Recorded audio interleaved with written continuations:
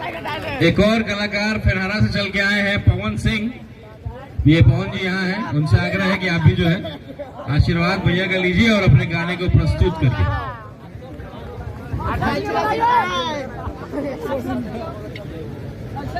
आप सिंह को बुलाइए।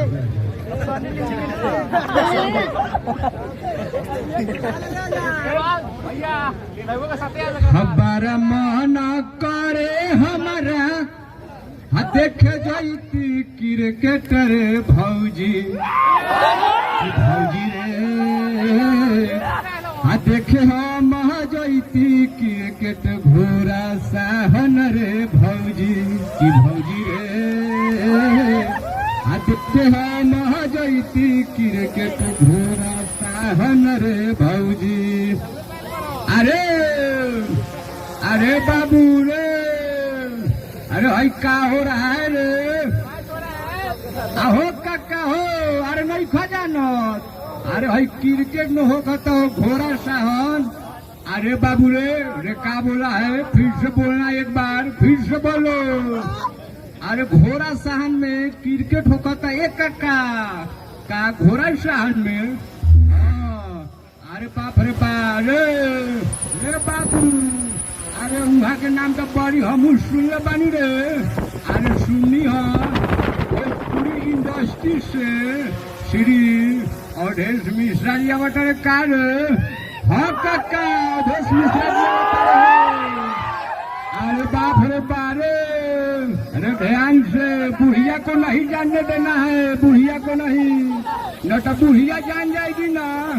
अरे बाप रे बाप, अरे फिल्म में बड़ी निगेटिव रोल करता है अवधेश मिश्रा। अरे बुढ़िया को बचा के रखना है, नहीं बताना है। अरे वहाँ कहाँ सोचा था नहीं जी? अरे उनका हम बहुत बड़ा फैन बनी जी। अरे बाप रे बारे, नहीं कुछ है, हम अकेले ही चल जाएंगे, तुम लोग नहीं जाना। आय हाय हाय हाय, अरे वहाँ कहाँ तो माने, अरे हम जाए।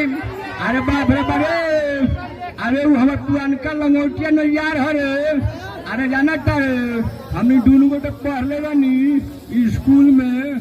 अरे बाप रे बारे, केहू के कहला फुसलवला में ना आई है।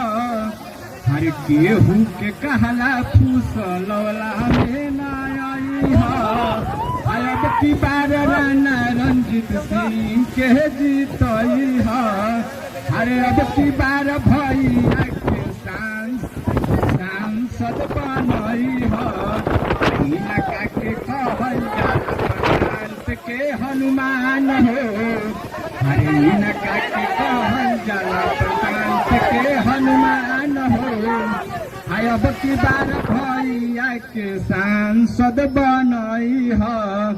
अब की बार राणा रंजित सिंह के सांसद बनई है।